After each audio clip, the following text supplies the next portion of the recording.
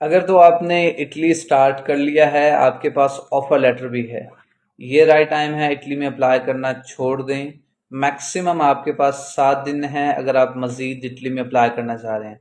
इस वीडियो में हम देखेंगे कि ऑफर लेटर के बाद अब आपने किन किन चीज़ों का ख्याल रखना है ताकि आपके अपॉइंटमेंट के इश्यूज काउंटर हो सकें और आपकी वीज़ा रेशो मैक्सिमम से मैक्सिमम हो सके।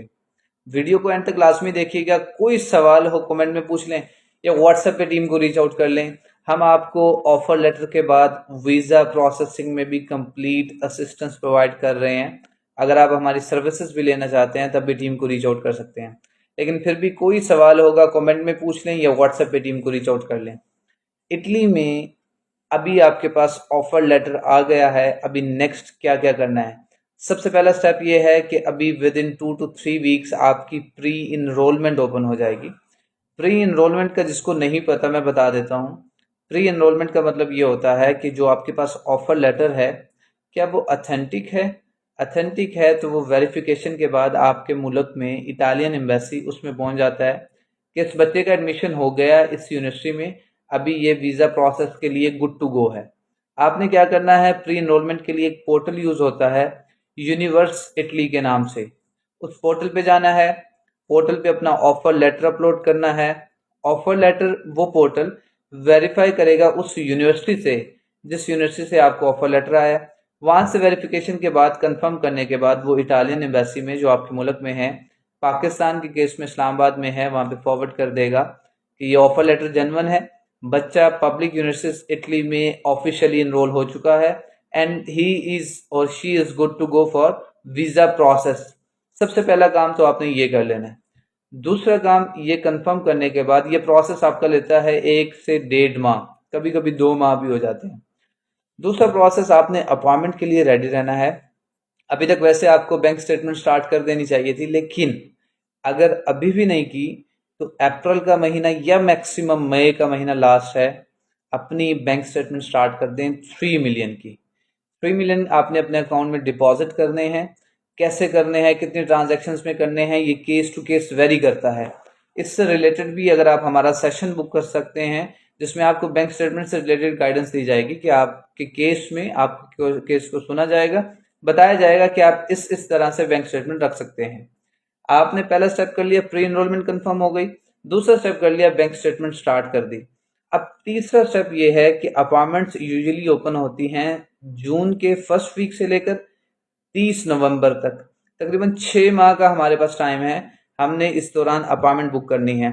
अपॉइंटमेंट बुक करने के 3 प्री रेक्विजिट्स बता देता हूँ।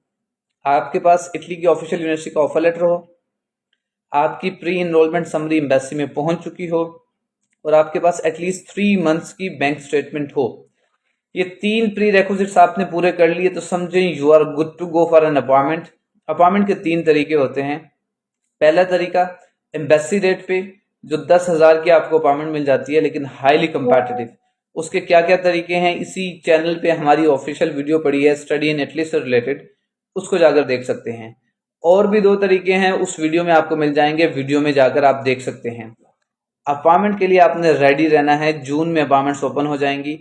जब तक आप ये 3 प्री पूरे नहीं करते आप अपॉइंटमेंट लेने के लिए ना जाएं।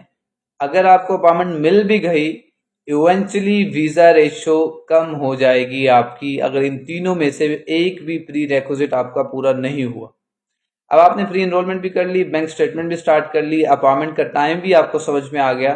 अब नेक्स्ट स्टेप ये है कि आपने स्कॉलरशिप के लिए अप्लाई करना है। जिस भी पब्लिक यूनिवर्सिटी में आपका एडमिशन हुआ है, आपने देखना है कि उसमें रीजनल स्कॉलरशिप क्या लगती है। पहली बात याद रखिए, ये स्कॉलरशिप प्योरली नीड बेस है, इसमें मेरिट का कोई ताल्लुक नहीं। इसका एक ही प्री रेक्विजिट है कि आपका इटली की किसी भी पब्लिक यूनिवर्सिटी में एडमिशन होना चाहिए। आपके पास एडमिशन है, you are good to go for scholarship. Scholarship की रिक्वायरमेंट ये है कि आपकी फैमिली इनकम सालाना 23,000 से 25,000 यूरो से कम होनी चाहिए। पाकिस्तानी 70, 80, 90 लाख रुपए ये बनते हैं।